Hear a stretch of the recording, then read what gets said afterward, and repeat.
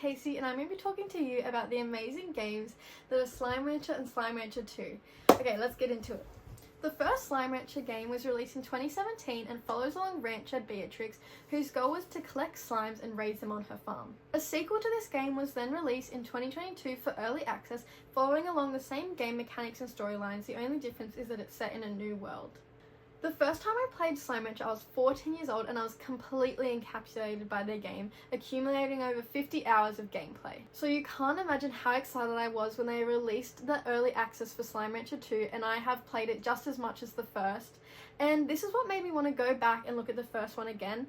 And I was completely shocked about how outdated and clunky it looked compared to how I had remembered it in my mind. This gap between memory and reality is what made me want to explore how nostalgia affects the way we re-experience games, and why some titles don't live up to the expectations that our younger selves have set. The analytical frameworks I have chosen for this project is psychoanalysis and nostalgia, as I want to examine the emotional response that is tied to memory. I will also draw lightly on mechanics, dynamics, and aesthetics, as I want to compare how drastic the changes and improvements are of the graphics and designs from the first game to the second. At the start of my research, I first wanted to define what nostalgia is. Kaplan defined it as a warm feeling from the past, while Legg described it as a longing for home that no longer exists or never existed.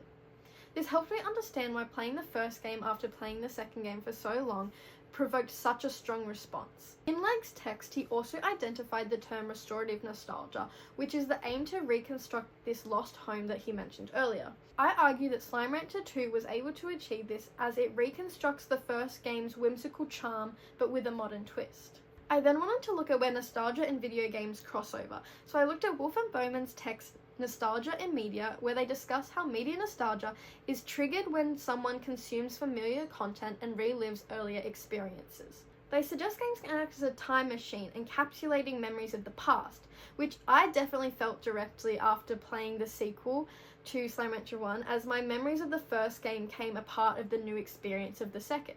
After my research, I knew exactly what I wanted to do for my digital artifact, in which I'm aiming to produce a YouTube video essay that compares Slime Rancher 1 and Slime Rancher 2. I will go across 4 areas, which are graphics, gameplay, music, and emotional attachment to the game. The video will combine my own personal gameplay footage and a commentary over the top. As for how I will achieve this is my project timeline. I will first start by playing both games and taking notes on my immediate feelings. In the next couple weeks, I will then start recording my gameplay to capture these key comparisons, and each week I will focus on a different focus area that I mentioned earlier. And in the final weeks, I will write my script, edit my video, and make it ready to be published. So that's it for me. I'm feeling really passionate about this project. I can't wait to see it all through, and I hope you have just as much fun following along with my progress. Thank you, bye!